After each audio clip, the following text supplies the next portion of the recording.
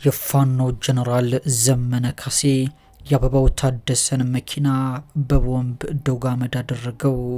ባህር ዳር ከባድ ውጥረት ነግሷል።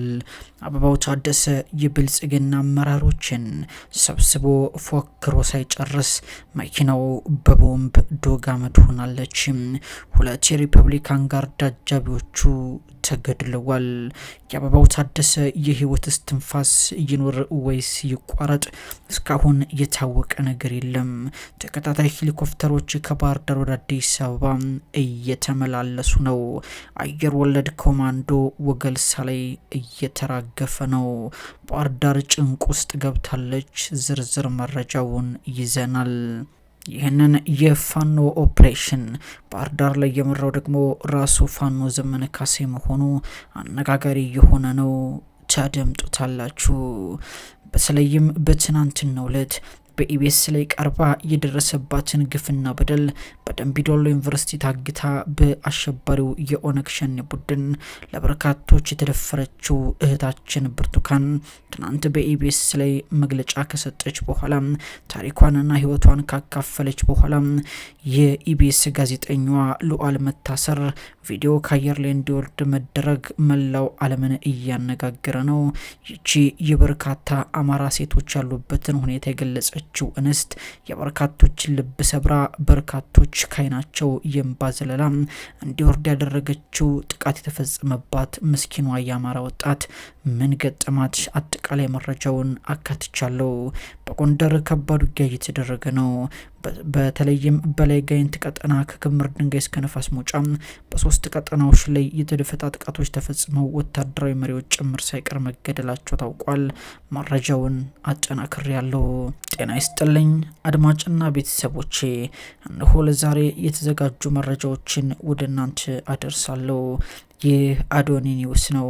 አዶኒ ኒውስ የዩቲዩብ ቻናልን ሰብስክራይብ ስታደርጉት የዶል ምልክቱንም ስትጫኑ እነዚህንና መሰል ጉዳዮችን ወደ እናንተ በፍጥነትና በጥራት የማደርሳችሁ ይሆናል። ይህንን ሚዲያ ተቀላቀሉ። በተለይም ደግሞ የአማራ ሕዝብ ቁስልና ህመም የሚሰማችሁ በሙሉ ይህንን ሚዲያ አሁኑኑ ሰብስክራይብ ማድረግና የዶል ምልክቷን መጫን እንዳትዘነጉ። አብራችሁን ቆዩ። መቼስ አማራ በዚህ ምድር ላይ የሚደርስበት ግፍና በደል በቃላት ተገልጾ የሚወጣ አይደለም። በንግግርም ተነግሮ የውስጥ የሚደርስ አይደለም። አማራ በዚህች ምድር ላይ ለዛውም በቆረቆረበት ሀገር ላይ የደረሰበትን በደል የተፈጸመበትን ግፍ የሚገልጹ የአማርኛ ቃላቶች ያሉም አይመስልም። እህታችን ብርቱካን በደምቢዶሎ ዩኒቨርሲቲ ተማሪ ነበረች። ታግታ ምን እንደተፈጸመባት 1 ዓመት ከ6 ወር ያክል ያሳለፈችውን ግፍና ሰቆቃ ኢቢኤስ ሚዲያ ላይ ቀርባ ተነፈሰችው። በርግጥ ይህ ቪዲዮ ዓለምን ካነጋገረ በኋላ ቪዲዮ ከኢቢኤስ ዩቲዩብ ቻናል ላይ ከ2 ሰዓት ቆይታ በላይ ሊቆይ አልቻለም።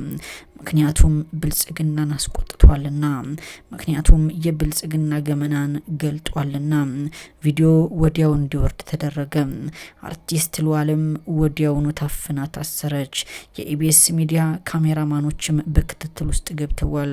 ካሜራዎችና ስልኮች ለፍተሻ ተወስደዋል።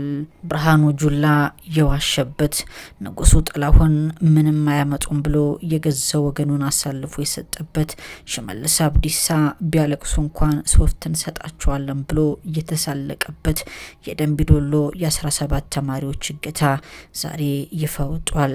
በታምር በህይወት ተርፋም ለሚዲያም እድል በቅቷት የተደረሰባትን ግፍና በደል ሁሉ አውርታም ብዙዎቻችንን አልቅሳ አስለቀሰችን፣ አንብታ አስነባችን፣ አዝና አሳዘነችን። ይች ልጅ መጨረሻዋ ምን ይሆን? መንግስት ሊያስራትም እንደሚችል አድራሿንም ሊያጠፋ እንደሚችል ተፈርቷል። በእርግጥ ብርቱካን የብዙዎች ማሳያ ናት። አንድ ብርቱካን የሆነባትን ሁሉ ለሚዲያ ወጣ ብትናገርም ሌሎች ግን በህይወት ያልተገኙ፣ ደብዛቸው የጠፋ፣ የሞቱ፣ የተገደሉ አሁንም በአሸባሪዎች እጅ ያሉ ብዙ አማራ አንስቶች አሉ። በእርግጥ በአማራ ክልልም የሚፈጸመው ግፍ ከዚህ የተለየ አይደለም። ጸጉራቸው ድሬድ አልሆነም፣ ሸኔ ተብሎ ጫካ አልገቡም እንጂ የመንግስት ታጣቂዎችም ከዚህ ያልተናነሰ ግፍና በደል ነው በአማራ ህዝብ ላይ እየፈጸሙ የሚገኙትም። ከዚህ በፊት በትግራይ ህዝብ ላይ ይፈጸም የነበረው ግፍ አሁን በታላቁ አማራ ህዝብ ላይ እየተፈጸመ ይገኛል። በእርግጥ የብርቱካን ጉዳይ የበርካቶችንን ቤት ይዳስሳል። ከሰሞኑን እንኳን መጋቢት 8 እና መጋቢት 13 ብቻ በድምሩ ከ160 በላይ ሰዎች በኦነግ ሸኔ ታግተው ከ270 ሚሊዮን ብር በላይ ተጠይቆባቸዋል። ክፍያውም በባንክ ስርዓት የሚከፈል መሆኑ ደግሞ ምን ያክል መንግስት በዚህ እገታ ላይ እጁ እንዳለበት ያሳያል ተብሏል። ሰብአዊ መብት ድርጅቶች፣ አርቲስቶችና ተጽዕኖ ፈጣሪ ሚዲያ ባለሙያዎች ከዚህ በፊት ባህር ዳር ላይ የተደፈረች ስለተባለችው ሄቨን ድምጻቸውን ሲያሰሙ እኔም ሄቨን ነኝ እያሉ ሚዲያውን ሲያጥለቀልቁት እንደነበር ይታወሳል። አሁን አስመሳዩና ሀቀኛው ይለያል፣ ስንዴውና እንክርዳዱም ይለያል። ሁሉም ስለዚች ሴት ስለ ብርቱካን በአማራዊ ማንነቷ ስለተገደለችው ስለተደፈረችው ሴት ሁሉ ድምጻቸውን ሊያሰሙ ይገባል ተብሏል። የሆነ ሆኖ ዛሬ በአማራ ክልል ጀነራል አበባው ታደሰ ለተአምር ተርፏል እየተባለ ነው። ባህር ዳር ብልጽግና አመራሮችን ሰብስቦ ፋኖና ህወሓት እንደ አዲስ ተደራጅተው እየመጡብን ነው ብሎ ስብሰባውን አጠናቆ ከመውጣቱ በፊት በመኪናው ላይ ቦምብ ፈንድቷል። ፍንዳታውን የፈጸመው ደግሞ የአማራ ፋኖ በጎጃም አንደኛ ክፍለ ጦር ነው። ፍንዳታውንና አጠቃላይ ኦፕሬሽኑን የመራው የአማራ ፋኖ በጎጃም ዋና መሪ ፋኖ ዘመነ ካሴ ነው። ይሁን እንጂ ጀነራል አበባው ታደሰ መኪና ውስጥ ከመግባቱ በፊት ፍንዳታው በመፈንዳቱ ምክንያት ለተአምር ተርፏል ተብሏል። በአካባቢው ጥበቃ ላይ የነበሩ 2 የሪፐብሊካን ጋርድ አባላት ግን ወዲያውኑ ህይወታቸው አልፏል። በሌላ መረጃ በጎንደር በተለያዩ አካባቢዎች ላይ ውጊያዎች እየተደረጉ ነው።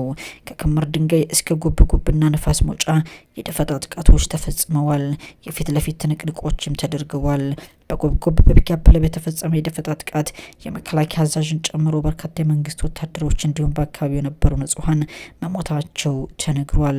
በአርማጭሆ ማሰሮ ገንብ ከተማም እንዲሁ በተፈጸመ የደፈጣ ጥቃት ኮሎኔል ጀዋርና አጃቢዎቹ ለጉዳት ስለመዳረጋቸው የተነገረ ሲሆን ለጊዜው ኮሎኔል ጀዋር ስለመትረፉም ግን ለማወቅ ተችሏል። አድማጮቻችን ለዛሬ አበቃን። በሌላ መረጃ እንመለሳለን። አዶኒ ኒውስ ቀዳሚ ምርጫችሁ ይሁን። ሰላም።